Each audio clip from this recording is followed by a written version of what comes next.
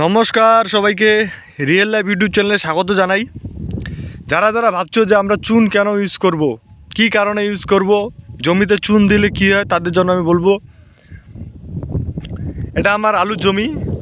এটা আমি বিঘায় 1 প্যাকেট চুন দিচ্ছি, কারণ আমার জমিতে পিএস ভ্যালু ডাউন। এখন তোমরা যে বলবে যে পিএস ভ্যালুটা কি, পিএস ভ্যালু যেটা হচ্ছে যে জমির অ্যাসিডের পরিমাণ যদি বেড়ে যায় তখনই পিএস ভ্যালু ডাউন হয়ে যায়।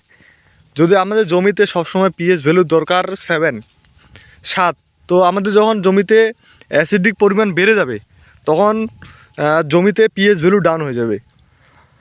যেরকম যদি আমাদের পিএস ভ্যালু ডাউন হয়ে যায়, জমিতে 4-5 চলে আসে, তখন আমাদের কিন্তু গাছ সঠিকভাবে খাদ্য সংগ্রহণ করতে পারবে না। কারণ যে যদি যেরকম আমাদের পেটে যদি কোনো অ্যাসিড হয়ে যায়, কোনো প্রবলেম হয়ে যায়, তখন আমরা যদি যে কোনো খাবার খাই, আমরা ঠিকমতো সংগ্রহ করতে পারবো, শরীরে আমাদের কাজ করবে না, খাওয়ার কাজই করবে না, অবশ্যই আমাদের ক্ষতি হবে। ওরকম জমিতে যদি পিএস ভ্যালু ডাউন হয়ে যায়, অ্যাসিডের পরিমাণ বেড়ে যায়, আমরা যতই যে কোনো চাষ করি ফলন পাবো না। তারপরে অবশ্যই যেটা হচ্ছে প্রবলেম, যে জমিতে ফলন পাবো না। 2 নম্বর তো হচ্ছে গাছের চেহারাও হবে না। গাছের যে কোনো সার দিয়ে গাছের চেহারা বাড়বে না। আর জমিতে পিএইচ ভ্যালু ডাউন হওয়ার কারণ অনেক। আমরা যে সার ইউজ করি, যেটা হচ্ছে রাসায়নিক সার, 10-26, ইউরিয়া, পটাশ, এগুলো সব ইউজ করার ফলে জমিতে পিএইচ ভ্যালু ডাউন হয়ে যায়। তো অবশ্যই আপনারা চুন ইউজ করবেন। বিঘাতে মোটামুটি যদি আপনি দেখবেন যে পিএইচ ভ্যালু কত আসছে, 7 না 6 না 8 হলে ঠিক আছে, জমিতে চুন দেওয়ার কোনো প্রবলেম নেই। কারণ জমির পিএইচ ভ্যালু 7-8 থাকলে কোনো প্রবলেম নেই।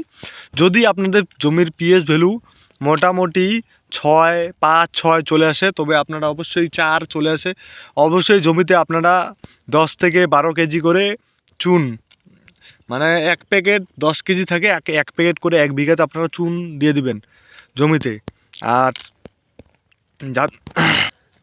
আর চুনটা মাটিতে ঢালার পরে আপনারা অবশ্যই দেখবেন, যখন এই যে চুনটা সব চুন গুঁড়া না, একটু এরকম থাকে, ডিকা টাইপের থাকে।